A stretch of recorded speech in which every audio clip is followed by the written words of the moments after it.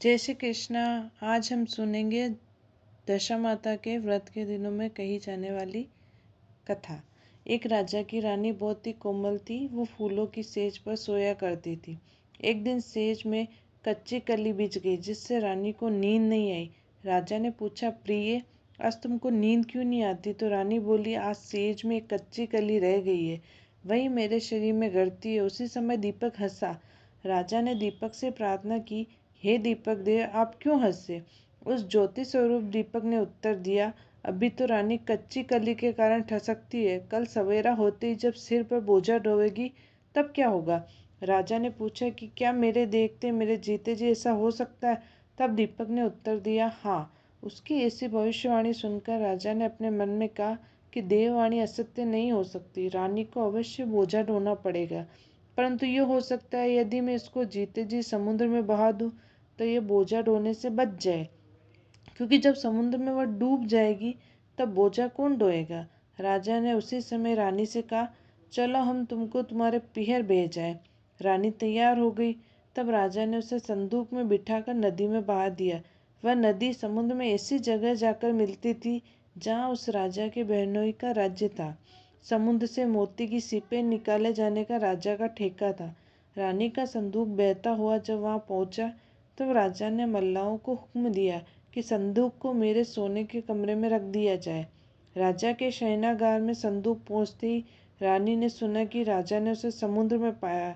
तब वह फौरन उसे देखने के लिए गई। उस समय पहरेदार वहां से हट गया। रानी ने कौतूहलवश संदूक खोला। उसने देखा कि उसके भीतर एक सर्वांग सुंदरी 16 श्रृंगार किए बैठी है। रानी ने अपने मन में सोचा कि अगर राजा इसको इस दशा में देखेगा तो इसी का हो जाएगा और मुझे त्याग देगा। इसीलिए इस स्त्री का हुलिया बिगाड़कर संदूक में बंद कर देना चाहिए। उसने रानी के जेवर कपड़े सब उतार कर मैले कुचले फटे पुराने कपड़े पहना दिए और संदूक को वापस बंद करा दिए। राजा जब महल में आया तब उसने रानी से पूछा, क्यों रानी, तुमने देखा इसमें क्या है? रानी ने जवाब दिया कि मैंने तो कुछ नहीं देखा। राजा ने रानी के सामने संदूक खुलवाया तो उसमें फटे पुराने कपड़े पहने एक भिखारन सी दिखने वाली औरत थी। रानी ने कहा कि यह तो कोई निर्वासित भिखारन दिखाई देती है, इसको कारखाने में भिजवा दिया जाए, वहाँ लकड़ी ढोती रहेगी और खाना पाती रहेगी। राजा ने रानी की कहे अनुसार उसे कारखाने में भेज दिया। एक दिन रानी की सहेलियां नदी में स्नान करके दशा रानी के डोरे ले रही थी। एक डोरा अधिक था। इसी विचार में थी कि ये किसको दिया जाए। देव योग से उस समय वह लकड़ी वाली रानी वहां पहुंची।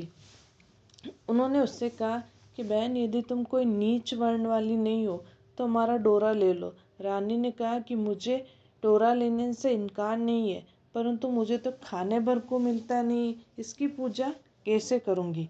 वे बोली, तुम इसकी चिंता मत करो, हम रोज इस जगह स्नान करने आया करेगी। 9 दिन तक कथा कहा करेगी, तुम भी कथा सुन लेना और 10वें दिन पूजा होगी। तब तक दशा रानी चाहेगी तो तुम्हारी दशा अवश्य बदल जाएगी। तब रानी ने श्रद्धापूर्वक डोरा ले लिया। उसी दिन रानी के पति को चिंता उत्पन्न हुई कि रानी को संदूक में रखकर बहा तो दिया, परंतु उसका कोई समाचार नहीं मिला कि क्या हुआ। किसी तरह उसकी टोर लगानी चाहिए।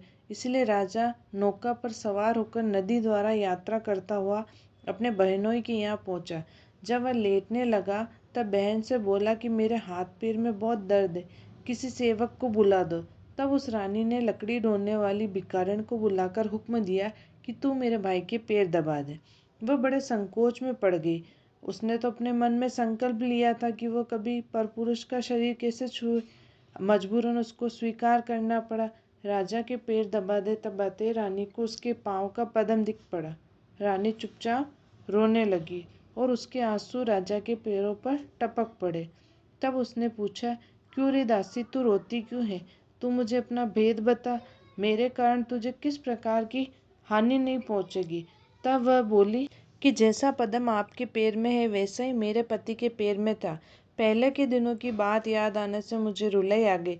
तब राजा बोला कि मैं समझ गया, अब तुम पैर मत दबाओ, आराम से सो जाओ। जो तुम्हारे भाग्य में लिखा था वह तुमको भोगना ही पड़ा। मैंने उसके टालने के लिए जो उपाय रचा था उसका उल्टा हुआ। तुम्हें भार ढोना था और वो ढोना ही पड़ा। सवेरा हुआ, बहुत दिन चढ़ गया। परंतु अतिथि राजा सोकर नहीं उठा, न पैर दबाने वाली दासी बाहर निकली। तब उसकी बहन को बड़ी चिंता हुई। थोड़ी देर बाद दासी बाहर निकल आई और कारखाने में काम करने चली गई। रानी ने अपने भाई के पास जाकर उसे जगाया। तब वो बोला कि मेरे माथे में पीड़ा है, मैं अभी नहीं उठूंगा। इस समय मेरा जी बहुत व्याकुल हो रहा है, मुझे अधिक मत सताओ। रानी ने पूछा कि आखिर बात क्या है, कुछ कहो भी। राजा ने कहा, बड़ी लज्जा की बात है, मैंने तुम्हारी भावज को जानबूझकर तुम्हारे पास इसलिए भेजा था कि यहाँ इसे आराम से रखा जाएगा, परंतु तुम उससे मजदूरों के साथ लकड़ी डुलवाती हो, क्या इसीलिए उसे तुम्हारे पास भेजा था? तब बहन बहुत लाचार होकर बोली कि भैया, वह तो एक संदूक में बंद हुई नदी में बहती आई थी, हमें क्या पता था कि ये मेरी भावजी है। उसने दासी को कहा, उस लकड़ी वाली दासी को बुलाकर ले आओ। जब लकड़ी वाली दासी आई तो उसने भावज से माफ़ी मांगी। बहन के पास रहने के पश्चात वह राजा अपनी रानी के साथ राजधानी लौट आया। रानी ने अपने महल में पहुंचकर सुहागिनें न्योती, धूमधाम से दशा रानी के कंधे की पूजा की और गांव भर में ढिंढोरा आज से अमीर गरीब सब दशा रानी के कंडे लिया करें और श्रद्धापूर्वक पूजा करें। जिस प्रकार दशा रानी ने उस रानी के दुख के दिनों को फिर से सुख में फेरे, वैसे ही हम सबके भक्तों के भी दिन फिर रहे। माता रानी सबका कल्याण करे।